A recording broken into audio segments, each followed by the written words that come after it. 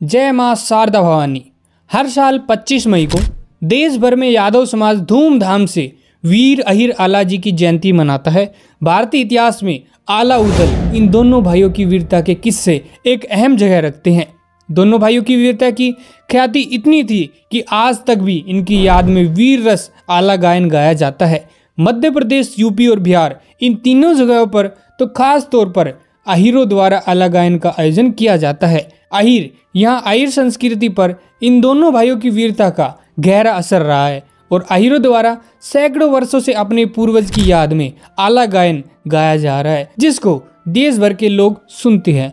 दोस्तों, बीते कुछ सालों से हम देख रहे हैं कि अपनी नीच और घटिया आदत से मजबूर राजपूत समाज के लोग जैसे हर समाज के महापुरुषों को राजपूत घोषित कर देते हैं, ऐसे ये लोग वीर अहिर आला उदल मलखान को राजपूत बनाने में तुले हुए हैं। जब से इनको पता चला है आला ने पृथ्वीराज चौहान को हरा दिया था भैरागढ़ के युद्ध में, तब से ये परेशान है। लेकिन राजपूतों से कहना चाहता हूँ कि तुम परेशान क्यों हो फालतू में। देखो भाइयों, आला उदल तो अहिर थे और पृथ्वीराज चौहान गुजर थे। जब ये अहिर और गुजरों का मामला है तो तुम क्यों फालतू में परेशान हो रही हो। चलो निकलो यहाँ से, जाकर कहीं चटनी और टायर युद्ध की तैयारी करो। वैसे तुम इतना ही कर सकते हो, और वो भी यूपी में, क्योंकि वहाँ मुख्यमंत्री राजपूत आदित्य सिंह बिष्ट है और उसने फिलहाल छूट दे रखी है पिछले 8 सालों से राजपूतों को चटनी वीर टायर वीर बनने के लिए। चलो छोड़ो भाइयों,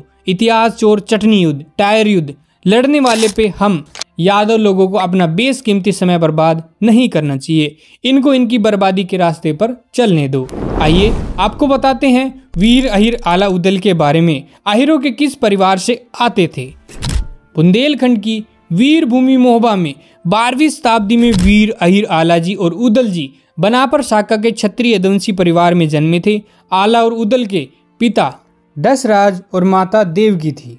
आला उदल के अहिर होने के पुख्ता प्रमाण हमें भविष्य पुराण के प्रतिवर्पूर्ण खेमराज प्रकाशन, मुंबई द्वारा प्रकाशित आलाखंड और आर्कियोलॉजी सर्वे ऑफ इंडिया द्वारा प्रकाशित लेखों में मिलता है। भविष्य पुराण के अनुसार आला उदल के दादा का नाम वासुमान था, जो अहिर थे। उन्होंने बक्सर बिहार की एक अहिर कन्या वर्तपा से शादी की थी। उन्होंने 2 पुत्रों को जन्म दिया, जिनका नाम दशराज और वत्सराज था। बड़े होने पर दोनों भाइयों की वीरता के कारण मोहबा के चंदेल राजा परमाल ने दोनों को अपनी सेना में शामिल किया।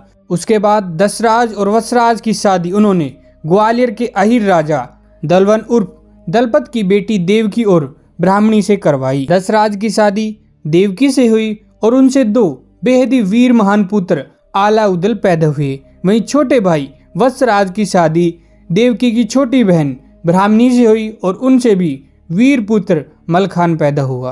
प्रसिद्ध कवियों ने आला को धर्मराज युधिष्ठिर और उदल को भीम का साक्षात अवतार बताया है। आला मां शारदा भवानी के परम भगत थे और कहा जाता है कि उन्हें मां की तरफ से पराक्रम और अमरता का वर्ण मिला था। आला बड़े तो उदल उनसे छोटे भाई थे। दोनों बचपन से ही बेहद पराक्रमी थे।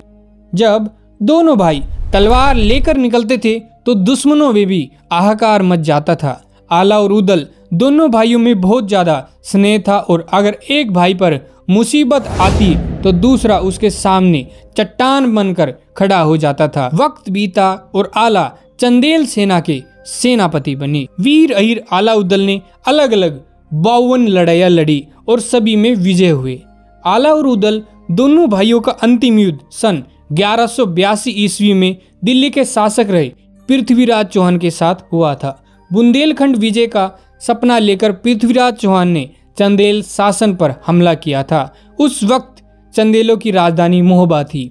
बैरागढ़ में हुए भीषण लड़ाई में आला के भाई उदल को वीरगति प्राप्त हुई थी। उसके बाद आला अपने भाई की मौत की खबर सुनकर आपा खो बैठे और पृथ्वीराज चौहान की सेना पर कहर बनकर टूटे। भीषण युद्ध के बाद पृथ्वीराज चौहान और आला रण में एक दूसरे के सामने आ गए। आला ने भीषण लड़ाई में पृथ्वीराज चौहान को हरा दिया और अपने गुरु गोरखनाथ के आदेश पर आला ने पृथ्वीराज चौहान को जीवन दान दिया।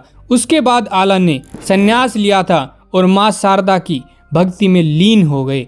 आज भी आला अमर है और हर सुबह मेहर की शारदा माँ के मंदिर में पूजा करने जाते हैं। आश्चर्यजनक रूप से आज भी मंदिर का पट खुलने पर आला द्वारा चढ़ाए फूल मिलते हैं, जो माँ शारदा मंदिर से दूर आला अखाड़ा पर खिलते हैं। वीर अहिर आलाउदल अमर रहे। आप सभी इस वीडियो को ज़्यादा से ज़्यादा शेयर करें और सभी को अपने गौरवशाली इतिहास के बारे में बताएं, ताकि इतिहास चोर अपने इतिहास को चुरा ना सके।